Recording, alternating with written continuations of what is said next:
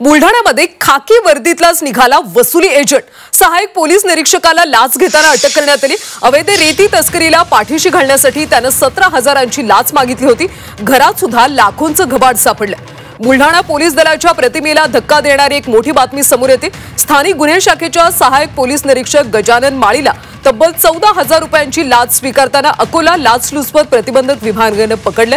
मलकापूर नांदुरा रोडवरच्या शिवनेरी धाब्याजवळ ही कारवाई करण्यात आली। अवैध रेती तस्करीला पाठीशी घालण्यासाठी माळीने एका व्यावसायिकाकडे 17,000ची मागणी केली होती।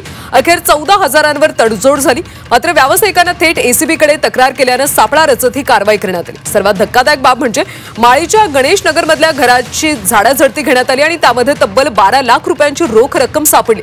यावरून ते भ्रष्टाचाराच्या खेळात किती खोलवर गुंतले होते याचा अंदाज येतो। या घटनेने पोलीस दलात प्रचंड खळबळ उडाली। आरोपी माळीला 26 मे पर्यंत आता पोलीस कोठडी सुनावण्यात आली।